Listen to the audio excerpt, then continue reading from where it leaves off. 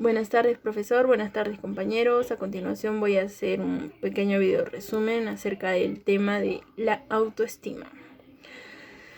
Bueno, vamos a empezar con una pequeña situación que narra el texto, donde hay tres personajes, el padre, la madre y la niña. Bueno, la situación se da de la siguiente manera. La niña percibe que su madre no se encontraba bien. Es por eso que no duda en preguntarle: mamá, ¿cómo estás? Te siento triste. A lo que la madre le responde fríamente: no me pasa nada, estoy bien. Bueno, al ver esta situación, el padre le dice a la niña en forma enérgica: no molestes a tu madre, déjala en paz, ¿no? Entonces la niña no comprende la situación y se asusta y se pone a llorar. La madre le refuta al padre, ¿no? Le dice: ay, mira lo que hiciste. Y así. Bueno, estas situaciones se dan podemos decir que son muy comunes en las familias. De repente la intención de los padres era proteger a la niña de los problemas o situaciones que hayan tenido los dos. Pero en realidad el mensaje que le estaban transmitiendo era de que la percepción de la niña no era la correcta, ¿no? Y que su pensamiento no interesaba o no era importante. Bueno, la salida de la niña de repente ha sido buscar algo en que ocuparse o ponerse a jugar con algo para olvidar ese momento de terror, por así llamarlo. Bueno, estos sucesos nos dicen que ocurren muchas veces a lo largo de nuestra vida, ¿no? Y son acumulativos y estos repercuten de alguna manera en el desarrollo de nuestra autoestima a medida que vamos creciendo. Algunos factores complejos que determinan nuestra autoestima de repente podrían tener mucha influencia en cómo nos tratan nuestros padres, ¿no? Por ejemplo, tenemos algunos obstáculos que de repente al momento de reprendernos o de querer protegernos hacen todo lo contrario indirectamente. Por ejemplo, transmitir al niño que no es suficiente, o los castigan por expresar sentimientos que de repente para los padres son inaceptables, los amenazan, o de repente la sobreprotección también, ¿no? Podríamos decir también que es como negarle la realidad y decirle al niño que no es suficiente o no puede cuidarse solo y que necesita siempre estar protegido. Como que pierde la seguridad y no los dejan aprender. Otro también podría ser, les enseñan que es malvado, indigno o pecador por naturaleza. Educan a los niños sin ninguna norma, sin una estructura de apoyo, o con normas contradictorias, confusas, indiscutibles o opresivas, ¿no? Entre otros. Bueno, pasamos a la definición de la autoestima. Podemos definir la autoestima como la experiencia de ser aptos para la vida y para sus requerimientos. Esta consiste en dos puntos. El primero es en la confianza en nuestra capacidad de pensar y afrontar los desafíos de la vida. Y la segunda es en la confianza en nuestro derecho de ser felices, el sentimiento de ser dignos, de merecer, de tener derecho a afirmar nuestras necesidades y asimismo a gozar de los frutos de nuestros esfuerzos, ¿no? También podemos decir que la autoestima es una poderosa necesidad humana, que esta es básica y efectúa una contribución esencial en el proceso de la vida. Es indispensable para el desarrollo normal y sano de las personas. El no tener una autoestima positiva impide nuestro crecimiento psicológico. Podemos decir también que la autoestima es como el sistema inmunológico de nuestra conciencia, ¿no? Pues esta le da resistencia, fortaleza y capacidad de regeneración. Como adicción y autoestima. Bueno, Adicción. La adicción tiene que ver mucho con la autoestima. Por ejemplo, si una persona tiene baja autoestima, es probable que, y tiene problemas, es probable que por escapar de esos problemas o de aquellas cosas que lo aquejan o que lo hacen sentir mal, busque aferrarse a unos calmantes o tranquilizantes, por así llamarlo. Por ejemplo, puede ser la adicción a las drogas, puede ser la adicción al alcohol o a otras cosas que le causan daño, ¿no?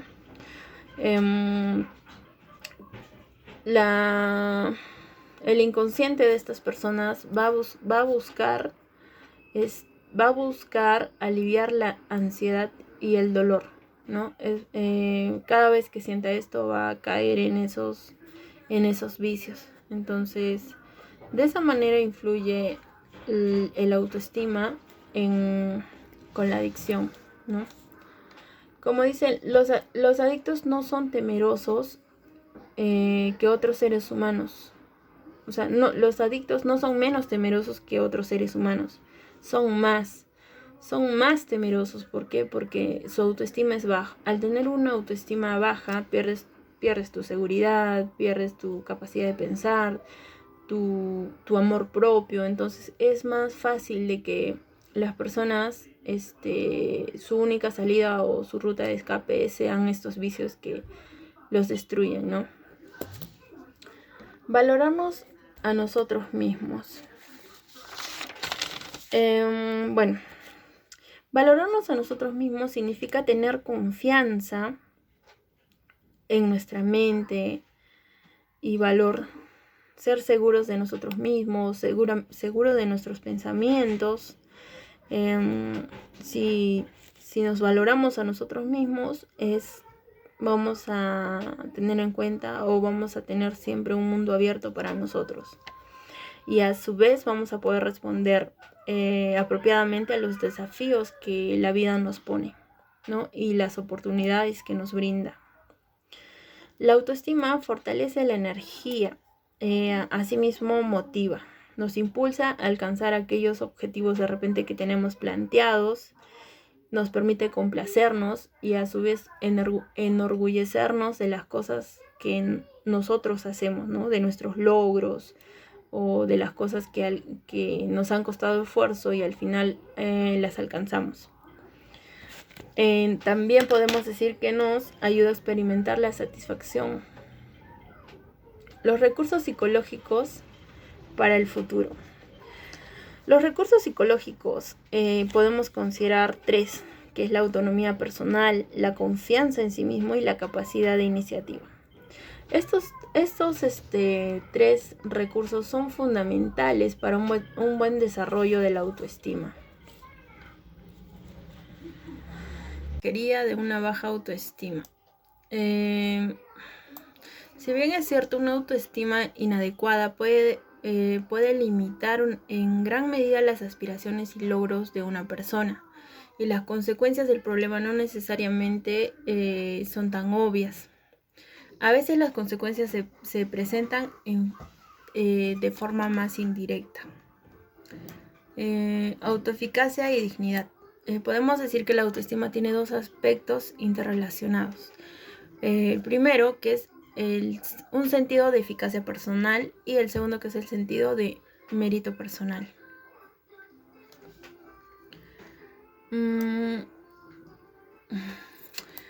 Podemos decir que los pilares de la autoestima son la autoeficacia y la dignidad.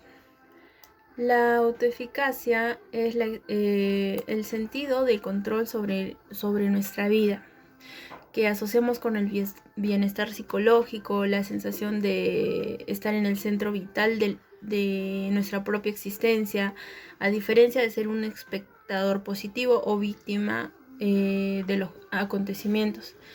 Y la autodignidad nos dice que posibilita un sentido benevolente, no neurótico, de comunidad con otros individuos, la fraternidad de la independencia y la consideración mutua.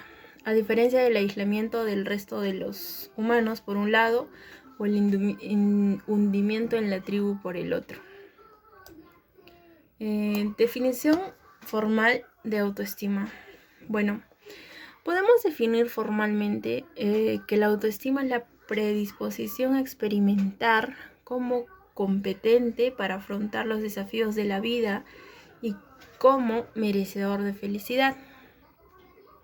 Esta definición no especifica las influencias del ambiente durante la infancia que sustentan la autoestima positiva, por ejemplo, la seguridad física, educación, etc., ni los generadores internos posteriores, como el vivir responsablemente con respeto a sí mismo, etc., y tampoco las consecuencias emocionales de comportamiento, por ejemplo, la compasión, el deseo de ser responsable, entre otras.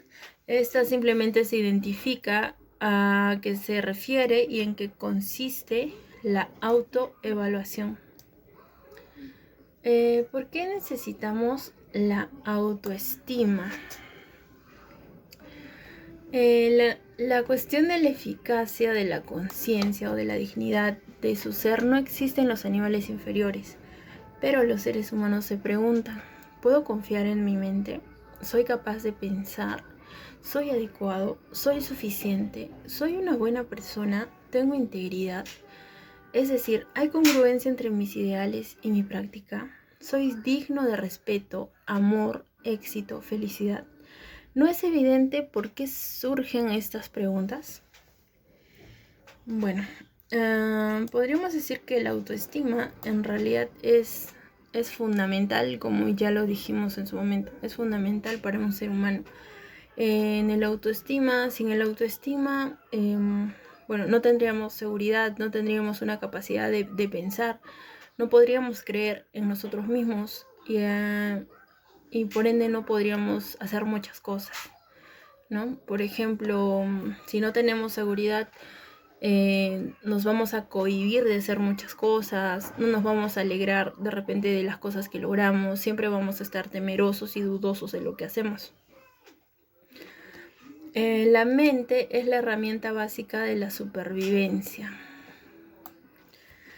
Bueno, al igual que cualquier especie, depende mucho, nosotras las personas dependemos del dominio de nuestra mente, ¿no? Su esencia en nuestra capacidad de razonar, que implica captar relaciones. Nuestras vidas y bienestar dependen de la ejercitación apropiada de nuestras mentes. Su esencia en nuestra capacidad de razonar, que implica captar relaciones. Nuestra vida y bienestar dependen de la ejercitación apropiada de nuestras mentes. El proceso de pensamiento. El proceso de pensamiento se da en nuestra vida muy seguido, ¿no? Por ejemplo, si aprendemos a cultivar verduras o para construir un puente, necesitamos pensar cómo lo vamos a hacer, qué materiales vamos a necesitar, cuánto nos vamos a gastar, qué más, de repente cómo nos va a servir, para qué nos va a servir, todo eso, ¿no? Implica. Entonces todo en nuestras vidas necesita de un proceso de pensamiento. Ahora nos dice: pensar o no pensar, una elección. Nosotros somos responsables del control de las actividades de nuestro corazón, pulmones, hígado, riñones. Formar todas las partes del sistema autorregulador del cuerpo. Tampoco estamos obligados a supervisar los procesos homeostáticos por los cuales, por ejemplo, se mantiene una temperatura más o menos constante. La naturaleza ha diseñado los órganos y sistemas de nuestro cuerpo para funcionar automáticamente al servicio de nuestra vida sin nuestra intervención volitiva. Pero nuestra mente opera de forma diferente. Por ejemplo, nuestro corazón bombea sangre, pero nuestra mente no puede bombear ideas no puede bombear conocimiento, ¿no? Entonces eso depende mucho de nosotros, ¿no? De la forma o em, cómo aumentemos o disminuyamos la luz de nuestra conciencia, o si decidimos buscarla o eludirla activamente. Pensar o no pensar ya depende de nosotros. Podemos efectuar elecciones racionales o irracionales. Bueno, nos dice que somos la única especie capaz de formular una visión de qué valores merecen perseguirse y luego elegir el contrario. Por ejemplo, decimos de que el alcohol nos hace mucho daño, sin embargo lo consumimos. Bueno, y ese es un claro ejemplo, ¿no? A veces pensamos racionalmente, sin embargo hacemos todo lo contrario. Continuando con el tema, vamos a pasar al siguiente tema, que es el aprendizaje.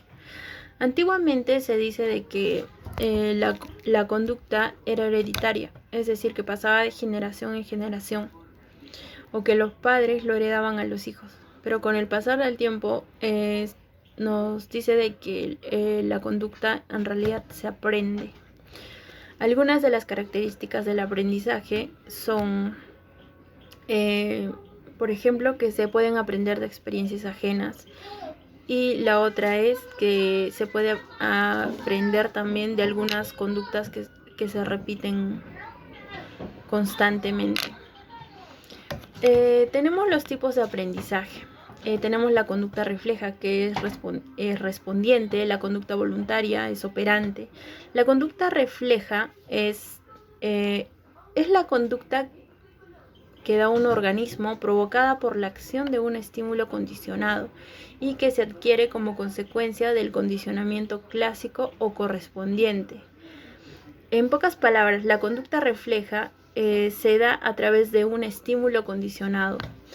Tenemos la conducta voluntaria u operante. Es aquella que opera sobre el ambiente para producir un efecto. También podríamos decir de que la conducta voluntaria se da ante el estímulo condicionado. El sujeto no tiene control sobre las consecuencias.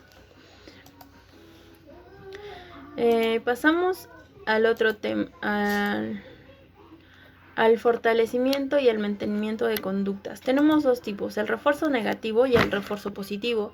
El refuerzo negativo es una respuesta o un comportamiento que se fortalece al detenerse, eliminar o evitar un resultado negativo o un estímulo adverso.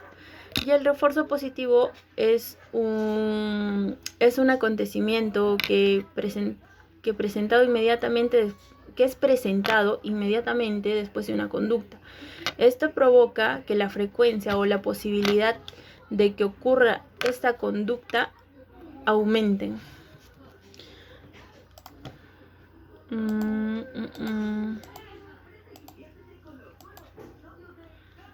Tenemos también el debilitamiento y la eliminación de conductas. Primero tenemos la extinción y en segundo tenemos el castigo. La extinción, este es un procedimiento para hacer que una conducta disminuya o incluso desaparezca por completo. El procedimiento de la extinción consiste en la omisión de recompensa ante la conducta, cuya desaparición se está trabajando. En caso del castigo, el castigo se utiliza para disminuir una conducta, es decir, un castigo es toda consecuencia que reduce la frecuencia de un comportamiento anterior, generalmente administrando una consecuencia no deseada o evitando una consecuencia deseada.